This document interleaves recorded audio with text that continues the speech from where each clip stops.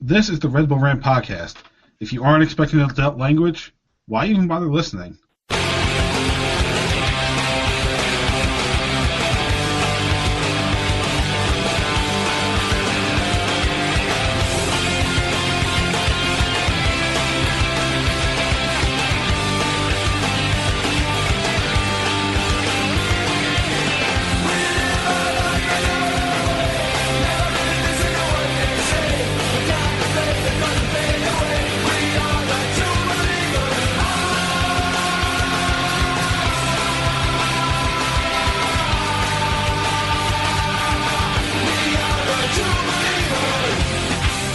Welcome, my friends, to Je ne Friends. This is the Red Bull Rant podcast. I'm your host, Jason Iapico.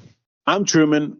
We're back, officially back, and it's episode 475, The Great Return.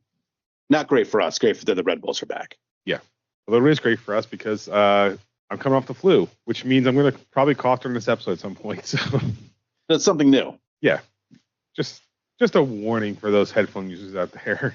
Yeah. All right, so Red Bulls have completed their preseason. We're about to start, but let's real quickly get through what happened during this offseason now that I have a better picture. So, players that left officially, Corey Burke, we declined his option on his contract. He's out. John Tolkien transferred to Holstein Kiel in Germany, about $3 million, according to Wikipedia. Dante Van Zier transferred to Belgian club Ghent for an undisclosed fee. Andre Reyes was traded to San Diego FC for $800,000 in general allocation money, and apparently we get a sell-on percentage. And Elias Manuel to Salt Lake for an undisclosed fee. Funny thing, apparently Manuel decided not to show up to Real Salt Lake. Huh. Yeah. All right. I think I saw something where he claimed that nobody talked to him about the trade, and therefore he didn't agree with it and then basically wasn't going to show up. Awesome. That's always good for a career. Yeah. I mean, don't get me wrong. I understand being pissed about trades because you signed a contract with the Red Bulls, and in theory, through no fault of your own, you're no longer part of that team, and you had no say in it. But it's just funny. I mean, you just got to do it. Salt Lake, yeah. Apparently, Salt Lakes are in talks to try to transfer him abroad. So, Charlotte FC can relax, apparently. Yeah. All right. Players that we brought in. Eric Maxim, and I'm going to fuck these names up throughout the year, so I might as well start now. Eric Maxim Choupo-Moting from Bayern Munich. Forward, surprisingly. Defender Alexander Hack from, I guess, a Saudi Arabian club. Saudi Arabian club. I'm not sure which one. I'm not going to try to say it. Midfielder Raheem Edwards, who came from LA Galaxy. Defender Marcelo Morales, who we signed from Universidad de Chile, and we're going to talk about him in a second. Victor Bonet. Yeah, here we go. And of course, his Wikipedia page doesn't have a pronunciation. Bokigs, I'm going to say it until they tell us otherwise. From a Polish team, I can't pronounce. And then we signed off the Red Bulls Academy midfielder Aiden Yarvis. So what's the news about Marcelo Morales that you told me literally right before we started? Well, I guess he's not playing because he's hurt. Again, we don't dig too much deep inside. I don't know if this guy's coming off an injury. He was hurt, or if he's just minorly banged up. But won't be in the lineup this weekend. But you forgot somebody who hopefully should be in the lineup this weekend. I believe might be in the lineup. I was going directly off of Wikipedia, so I think I know who you're talking about, but I just completely forgot. A certain defender coming back to the team. Yeah, Tim Parker. How did I forget about him? Not bad. Yeah, that's on me and my 5 minutes of prep work. We're ready. We're just season ready. I feel we're good to go. Preseason mode. Yeah, it's fine. Jesus Christ, that is just Babytown frolics. What's not preseason mode is the soundboard because it's back, by the way. That's the moves that have been made and the unfortunate injury already that we had. Timo Werner keeps getting thrown around as a possible guy coming here, but I don't think it's going to happen. No way. At least anytime soon. Preseason recap. little up and down for the Red Bulls. Started with a 1-1 draw against DC United, followed up with a 1-0 loss to St. Louis, 2-0 win over Hartford Athletic. I think that's a USL side. I'm not 100% sure. Yes. 1-0 win over San Jose, a 3-3 draw against Real Salt Lake, and then in their preseason finale, 6-0 drubbing loss to newly formed San Diego FC. Which I'm sure they played all of their top players. Yes, of course. Unlike the NFL, starters play in preseason. Of course, preseason has absolutely no bearing on the regular season, so means absolutely diddly fucking squat. Just like sometimes the regular season doesn't mean jack shit when you get to the playoffs. Yep. As we've proven. Yep. All right. So time for the first preview of the year. The Red Bulls will start their season tomorrow, February 22nd, 7:30 p.m. Eastern Time. You know what? I forgot to update that next part of the agenda. Cincinnati finished off 2024 the regular season record of 18-5-11, which is good for 59 points. They had a plus 10 goal difference, number 3 in the Eastern Conference.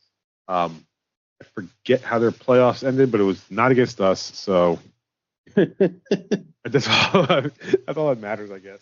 But I guess they lost to Orlando, I think. Yeah, I think that's what it was. Anyway, they are a good side, but I think some of their better players have left and have not, as far as I can tell, have not replaced them too much. So who knows how they're going to be this year? We'll have to wait and see. Truman, you are the defending champion. Yay! Which means, prediction-wise, you have to go first. What? I'm going to toss a coin at this point. Be a fucking coin toss. I guess we could, but we've always done it as whoever's leading the belt gets to go first. So, and I don't plan ever giving it up. So, I mean, there's always that, too. I got to take that belt. I got to take it somewhere special this year. I feel like I really need to bring it on a trip somewhere. I don't know where yet, but I might be going to Aruba next year. So my plan is to obviously defend the belt, and then I'll bring it to Aruba next year. Oh, jeez. Yeah.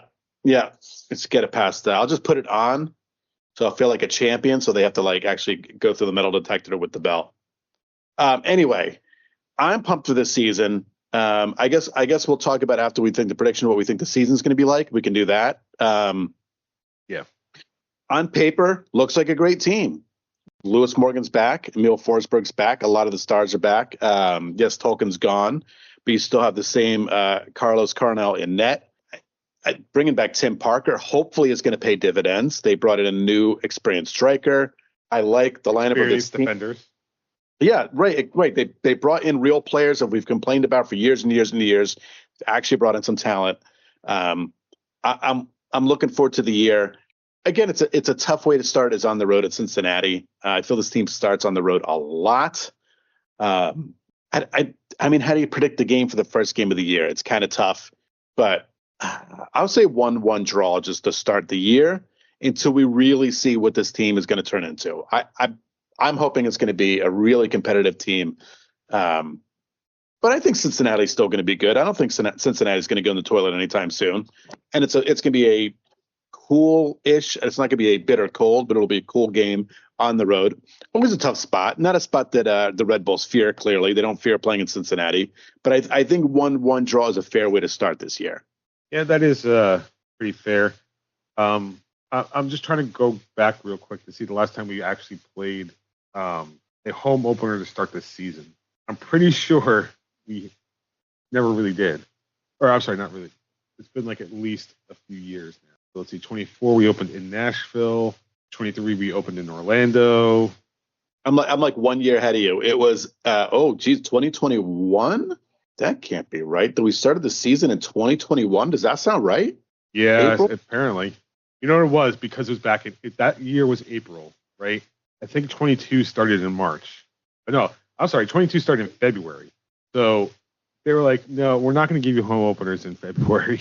So 2020 and 21 we had starts at home, but it always gets that feeling like 2019 on the road. You always get those starts on the road, but that's okay. Cincinnati, yeah. That's good. It's not a big road trip. You're not flying out to the West Coast or anything. So it definitely could be a lot worse. Yep. definitely could be a lot worse. I think I'm going to agree with you. I think a draw. I mean, first game of the season is just nobody knows what's going to happen. And you never know how any team's going to play, right? Yeah. You can just talk as much as you want, but it doesn't mean jack shit until that first game is played. So I think I agree with the draw. I think it's going to be a little more open, though. I'm going to say a 2-2 draw just because it's the first game of the year. There's going to be some stakes made, and it's just going to be slightly more wide open than that. Could be wrong. I'm pretty sure last year we opened with a 0-0 draw. So, I mean, who knows? But I'm hoping there's a little. Yeah, I was right, 0-0. I was hoping we'll score a little bit more though this year. All right. Well, with a fully healthy lineup, we better be fucking scoring a lot more this year. Yes. All right. Season predictions. So, where do we think the Red Bulls will land in the Eastern Conference? We'll start there. Do we think they're going to make the playoffs? Do you think we're going to make the top, 4 seeds or whatever it is that gets us the home field advantage in the best of 3 series? Like, where do you think we're going to end up in the Eastern Conference? On paper, Forsberg healthy all year. They should be finishing in the top 3. My guess is Miami probably is still the best team in the Eastern Conference. As long as guys like Suarez and Messi are on that team, they probably are still number 1.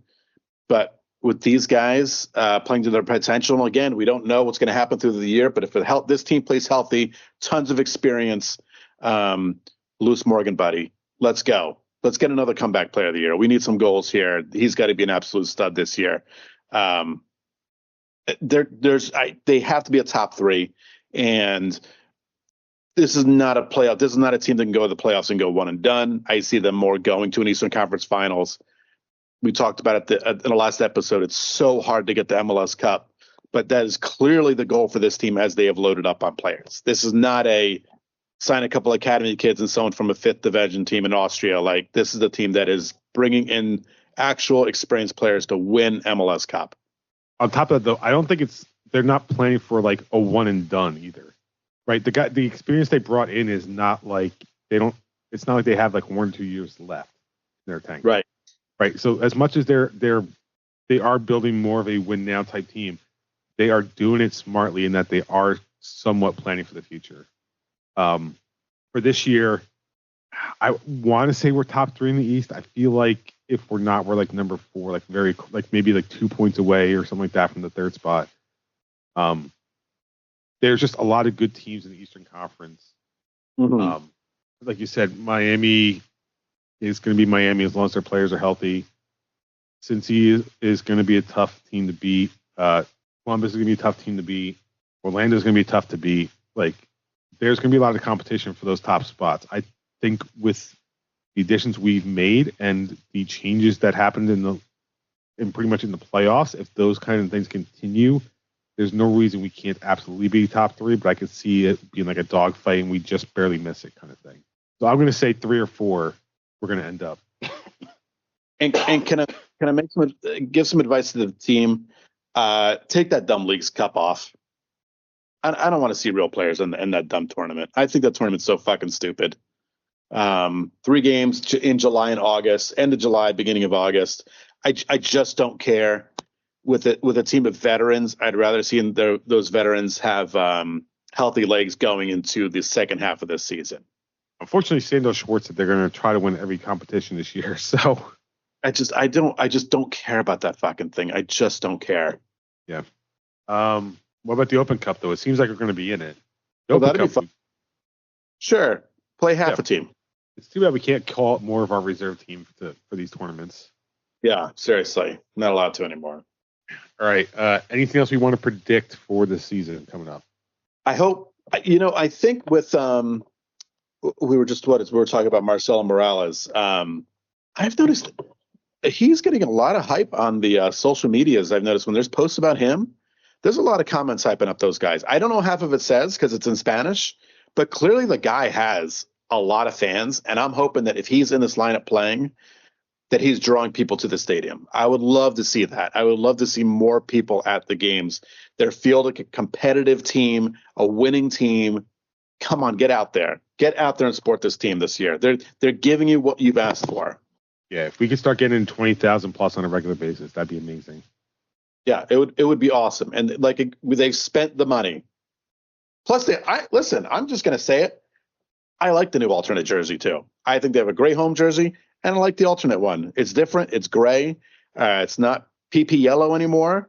I'm pretty stoked on it. So they're giving you cool merch, too. Yeah. Yeah. I just, something that just popped in my head. It's not a season prediction, so I'm going to wait a second. My only hope is just make it entertaining. Don't end up in a bunch of like scoreless draws or anything like that. Don't like 1-1 draws, please. Let's not do that again. Right. If you lose every once in a while, that's fine. Like, it happens. But be competitive. Be in every game. Win, especially at home. Win as many as you can. Like, just effort and actual results. That's what we want to see. Well, I mean, as long as Emil Forsberg's on the field, that guy is going to push them, I think, as hard as he possibly can. The problem was when he wasn't on the field. But I think when he's in the lineup, he's going to push this team and motivate this team to win games. Yeah, that's true. All right. So the other thing, I just thought of, I think this happened after we recorded the last episode. Ryan Mara has retired. Mm-hmm. Yep. I think it happened afterwards. But anyway, Ryan Mara retired. I feel a little bad for him. And we talked about this in our little group chat. He came in, did really well his rookie year, got hurt, and the Red Bulls just happened to have picked up Luis Robles as his backup at some point. He lost the job to Robles, rightfully so. When Robles left the team, he, in theory, should have been the de facto starter, but he wasn't. He was, for whatever reason, the coach just didn't like him. Then they went out and signed Carlos Cornell, and Cornell took over, and then obviously he's not going to get that spot up easily. So, but that dude stayed with this team, except for like the one season he got loaned out to New York City FC. He probably could have went somewhere else to play, but he decided to stay here. So as much and he won us a U.S. or technically Red Bulls 2, a USL championship, the only championship in the New York Red Bulls trophy case, technically. That's right. Let me phrase it. Yeah, the only championship, because we got the shields, but the only championship in our trophy case. That dude was loyal to us, and I wish him the best. And again, he could have definitely gone out and signed elsewhere and probably been a starter on a lot of teams. So I think his heart was committed to being here. I think he probably understood his role, that he was going to be the backup. You know, that just, especially with Robles and Carnell, I think when they signed Carnell, he could have opted to go elsewhere, but he stayed here. I think his family's here, his home's here. And my guess is he stays with the team in some capacity. Yeah. All right. With that, let's move on to the F1 update. And box now, box for hard. Stay out. Fuck! Why? What tire? I mean, we don't have a season for a while. Season doesn't start till the middle of March. Which I looked at the schedule recently. I did not realize that they're going to go into December this year. Yeah. So right, March 16th is the first race in Australia, so we still got a little bit of time. But they did the F1 75, the launch party, where all the teams were in one place. They live streamed it on YouTube. You could probably go back and watch it now if you want. But they unveiled all the drivers, all the cars. They did like a red carpet ceremony. It was kind of a cool thing to do. Really nice event. So I think it's another way for F1 to just kind of sneak into everyone's bloodstream of sports. Is putting themselves more and more out there, trying to capture more of the U.S. market than they already have. So not much else going on aside from that launch party. But if you have a chance, you have some time, go back and watch it. I don't know. It's pretty cool. I like the new liveries on all the cars. Yeah, I need to go back to at least see the Red Bull livery, because that's what's going to go on the Lego kit that they're coming out with. Oh, yeah. Which Red Bull is getting 2 Lego kits this year. They're getting the I think they call it the Speed Championships, like the smaller one. But they're getting like the full-fledged like scale model version. Yep. That was like $200 something. I'm like, no, I'm not paying that amount of money. I mean, don't get me wrong. I'm a fan of Lego. It looks awesome. Yep. But my wallet cannot handle that right now. Yeah. Lego's not going to get cheaper, by the way. No, it's definitely not. I think they're trying to open up a factory in the U.S., but either way, it's still not going to get cheaper. No. All right. With that, it is time for the dumping ground. I'm the trash man. All right. So the only one I have on here, Inter Miami played a CONCACAF Champions Cup match this week in Kansas City, which I don't know how Sporting Kansas City ended up in that tournament, but at the end of it, apparently the referee went up to Messi and got his shirt and possibly an autograph, whatever it is. Mm-hmm. Clearly not something the referee should be doing. No, of course not. So he has been sanctioned by CONCACAF. I don't know exactly what happened, but basically, if you're going to do that, at least do it in the tunnel or something. Don't be obvious about it. Yeah. Dumb move, buddy. Right, that's all I had. Yeah, I don't have much for dumping ground. I watched the USA-Canada game last night. That was fun. Great tournament. Awesome to watch. Great for the sport of hockey. Tournament done right. Just a short little tournament. Not something that really means a lot besides bragging rights. So, I don't know. That was cool. That's the only real sport thing going on. Until baseball starts, that's all we kind of got. So, sorry, just because I'm an Everton fan and the return of David Moyes has been amazing. Mm-hmm. Oh, That's all great. That great game between Liverpool and Everton. True. Yeah. Everton players collided into each other, which delayed the clock a little bit longer to allow Everton to score the game time goal. But whatever. Hey, we'll let it go. But I will tell you this about. I believe I've told this on the show before, but I've got one of my coworkers into becoming a big Liverpool supporter, even though he's never watched soccer before, but now he loves it. And I told him before the game, I'm like, listen, it doesn't matter where these two teams are in the standings. It's always close. It's always a close game. It's always late drama. It's always something ridiculous. And you saw it in that game. You really saw it, 100%. It happens all the time. I don't know what happens when Everton moves out of Goodison Park, if it completely changes it. But I hate to say it. That's the way that game, those two teams had to end. Their time at Goodison was a game like that. A game like that, and it ended the series at Goodison at exact number of wins per team. So no team walked away with owning the lead at Goodison. Isn't that wild? Again, that's just the way those two teams were there. I mean, that game had to have ended like you said. It's either, and I'm saying this. Yes, I'm an Everton fan, but I'm saying this more as a perspective of the story of Goodison Park and the rivalry.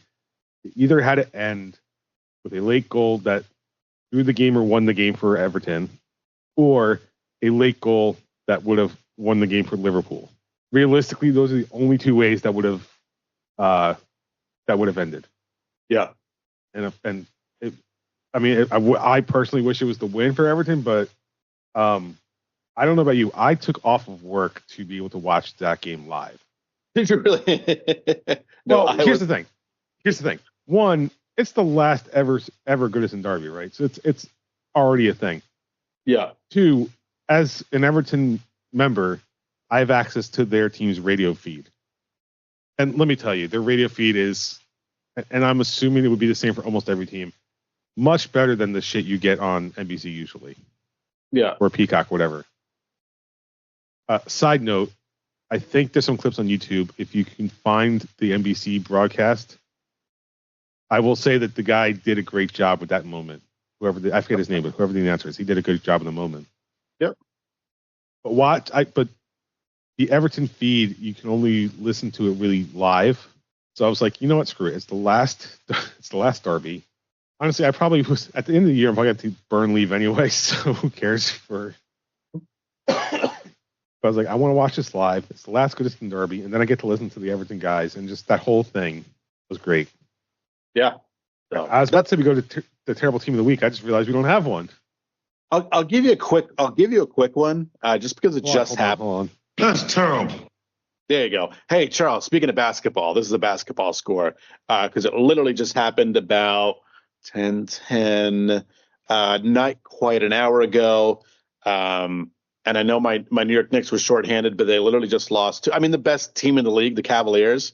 They did lose to Cleveland 142 to 105. Holy shit. So, yeah, it's pretty terrible. I mean, they were without two players, but I mean, still they got their asses fucking handed to them. Gave up 142 points. I mean, yeah, and again, it's funny because I talked about this on ESPN earlier today. Is that the Knicks are playing great? They were 10-2 going into this game, but the one thing they can't do is they can't beat the teams above them. And if you want to be a playoff contender, again, this game kind of sucks. But they play in Boston on Sunday. So what kind of egg are they going to lay again? Because that's all they've done against the Celtics is get their fucking asses kicked by them. So here's their third shot to not get embarrassed by Boston. So, yeah, there you go. 142 to 105. Man. Yeah. All right. Is that it? Are we done for this episode? Yeah. Obviously, we'll have a bigger show next week. I mean, I'm sure you're going to mention that I'm going to really try to get to work on using Instagram. So please, we'll post that link everywhere. I'll post it on my social media so you can go follow it. What is it, at Red Bull Rant? I'm assuming on Instagram. Probably. Let me just double check. Actually, I have it on my phone. Why am I trying to do it on my computer? I don't know. Red Bull Rant. Yep, all lowercase. All right, so I'm going to really, really try to work on that. That way we can kind of get a little bit off of Twitter, as we've already talked about, not getting into it. But I've kind of stayed off it myself, which kind of sucks because I enjoy Twitter. I don't really enjoy it anymore. The feed's actually fucking embarrassing at this point. It's really bad. But I mean, we're on Blue Sky too. But yeah, I'm gonna really put an effort into Instagram. I promise you guys. It'll probably just pictures of the belt. Now I got to start coming up with good images for the shows when I post them. Yeah, I'm not much of a graphic designer, so we'll see how this goes. Yeah, it makes two of us. Okay. Let's wrap this one up. You can visit us at patreon.com/Red Bull Rant. $1 a month helps you support the show and get content whenever we decide to do it. I want to thank our producers, Jeremiah Dempster, Steven Santos, Eddie Delecto. If the producer level, by the way, is $5, you at least get the shout out on the show for supporting us like that. Email us, redbullrant@gmail.com. If you want to call us, 973-348-5329 is the voicemail. Facebook.com/Red Bull Rant. On Blue Sky, at Red Bull Rant, at Dr. Stoosh, myself, I think it's at the Truman for you, right? Yep. Yeah, at the Truman for Truman. Instagram at Red Bull Rant. Subscribe to our show via iTunes, YouTube Music, YouTube SoundCloud, Spotify, pretty much anywhere you can find a podcast. Last words before we get out of here. Quick shout out to a new friend/customer of mine, Steve Wellham. He is the head coach of the women's soccer team up at UNH, University of New Hampshire. He's also a diehard Liverpool fan, so he's a good man, so I'm shouting him out. And aside from that, super pumped about tomorrow night. Going to throw on the old Red Bull jersey, get a scarf, throw my Red Bulls hat on, and get stoked for this season. I think it's going to be a good one. So let's get fired up. And, hey, boys, let's fucking win. Yep. I'm glad Everton play at 7:30 because then it means I can wear the Red Bull jersey the rest of the day without feeling guilty about wearing red. There you go. All right. So for Truman and myself, this has been episode 475 of the Red Bull Rant. Thank you guys for tuning in. And as always, go Red Bulls. See ya later.